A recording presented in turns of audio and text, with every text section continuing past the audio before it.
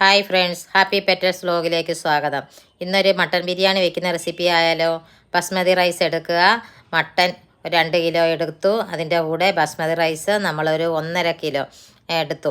അതും എടുത്ത് വൃത്തിയായി കഴുകി മാറ്റി വെച്ചതിന് ശേഷം മട്ടന് വേണ്ടിയുള്ള സവാള, ഇഞ്ചി, വെളുത്തുള്ളി, പച്ചമുളക്, കറിവേപ്പില എല്ലാം എടുത്തു. അതെടുത്ത് വൃത്തിയായിട്ട് അരിഞ്ഞ് നമ്മളൊരു വലിയ ബിരിയാണി വെക്കുന്ന ഒരു പാത്രം എടുക്കുക. അതിനകത്തോട്ട് നമ്മൾ സവാള ഇട്ട് നല്ല വഴട്ടുക. സവാളയ്ക്കകത്ത് നമ്മൾ പച്ചമുളകും, ഇഞ്ചി, വെളുത്തുള്ളി, ചുവന്നുള്ളി, തക്കാളിപ്പഴം എല്ലാം ഇട്ട് നല്ല വഴട്ടിയതിന് ശേഷം കുക്കറിൽ നമ്മൾ മട്ടൻ ഗരം മസാല പൊടിയും കുരുമുളക് പൊടിയും ഉപ്പും ഇട്ട് വേവിച്ച മട്ടൻ മാറ്റി വെച്ചിരുന്നു. അതും എടുത്ത് അതിനകത്തോട്ട് തട്ടി അതും വൃത്തിയായിട്ട് കുഴമ്പ് രൂപത്തിൽ നമ്മൾ അതിൻ്റെ അകത്ത് മല്ലിപ്പൊടി മാത്രം ഉപയോഗിക്കാറുള്ളൂ. മുളക് പൊടി ഇടാറില്ല. കാരണം ബിരിയാണി ആയതുകൊണ്ട് നമ്മൾ മട്ടനകത്ത് മുളക് പൊടി ചേർക്കാറില്ല. അതിനുവേണ്ടി പച്ചമുളകും കുരുമുളകും ആവശ്യത്തിന് ചേർക്കുക.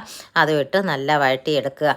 അപ്പോൾ അത് വറ്റി വരുമ്പം അത് അടച്ച് മാറ്റി അടുപ്പിൽ വെച്ച് വറ്റി വരുന്നിടം വരെ മാറ്റി വയ്ക്കുക. അതിനുശേഷം ബസ്മതി റൈസ് എടുത്ത് നല്ല തിളച്ച വെള്ളത്തിനകത്ത് കുരുമുളക് ഇടുക. അതിനകത്ത് ഉപ്പും കുരുമുളകും ഇട്ട് പട്ട ഇടുക. ഏലക്ക, ഗ്രാമ്പു, പട്ട എല്ലാം, ഒരു ഉണങ്ങിയ നാരങ്ങ, കുറച്ച് നെയ്യ് ഇത്രയും ഒഴിച്ച് ആ തിളച്ച വെള്ളത്തിലോട്ട് അരിയിട്ട് ഒരു അര വേവ് മതി.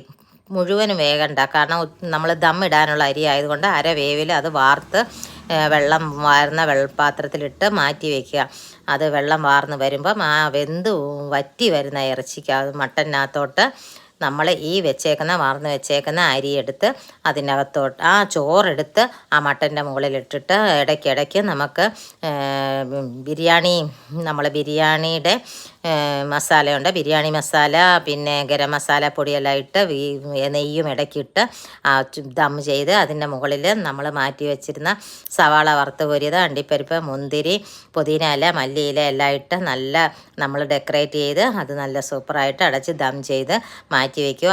ഒരു തീ കൊടുത്ത് ആവി വരണം. ആവി വരുമ്പം നല്ല സൂപ്പറായിരിക്കും. നല്ല ആവി വന്ന് എടുക്കുക. ആവി വരുന്നിട്ട് നമ്മൾ ആ ചോറ് കുറച്ച് കഴിഞ്ഞ് മുകളിലും താഴെ നല്ല ആവി കൊടുത്തിട്ട് അത് വിളമ്പി എടുക്കുമ്പോൾ സൂപ്പർ ബിരിയാണി, നല്ല സൂപ്പർ ബിരിയാണി.